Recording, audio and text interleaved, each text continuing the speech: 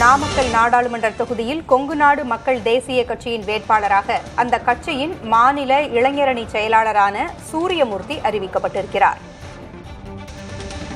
கொங்கு நாடு மக்கள் தேசிய கட்சியின் மாநில இளைஞரணி செயலாளராக இருக்கக்கூடிய சூரியமூர்த்தி வேட்பாளராக அறிவிக்கப்பட்டிருக்கிறார். அண்மை செய்தியாக பார்த்துக் கொண்டிருக்கிறோம்.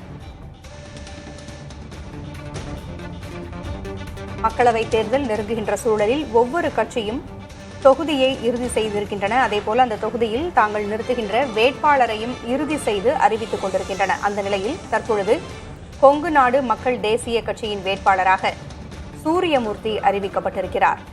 இவர் அந்த கட்சியினுடைய மாநில இளைஞரணி செயலாளராக இருக்கிறார்.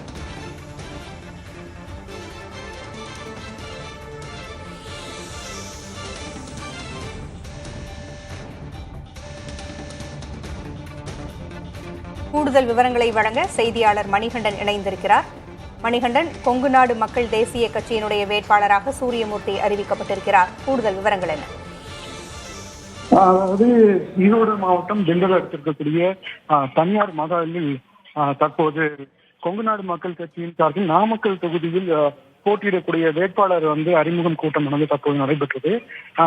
சற்று நேரத்துக்கு முன்பு நடைபெற்ற கூட்டத்தில் எவ்வாறாக தேர்தலில் செயல்பட வேண்டும் என்பது குறித்து விரிவாக ஆலோசிக்கப்பட்டது.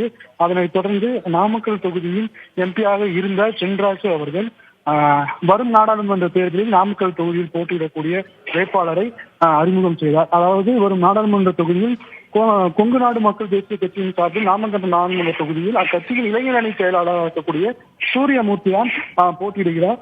இதன் மூலம் வரும் தேர்தலில் எவ்வாறு செயல்பட வேண்டும், கூட்டணி கட்சியில் இருக்கக்கூடிய திமுகவினரும் அனுசரித்து வரும் தேர்தலில் வெற்றி பெற வேண்டும் என்பது குறித்து அக்கட்சியின் பொதுச் செயலாளர், தலைவர்கள், பொருளாளர்கள் என அனைவரும் தற்போது ஆலோசனை கூட்டத்தை தொடங்கியிருக்கின்றனர். இதனைத் தொடர்ந்து நடைபெறும் செய்தியாளர் கூட்டத்தில் தற்போது வேட்பாளர் தேர்வு செய்யப்பட்டது குறித்தும் ஆலோசனை தெரிவிக்கப்பட இருக்கின்றனர்.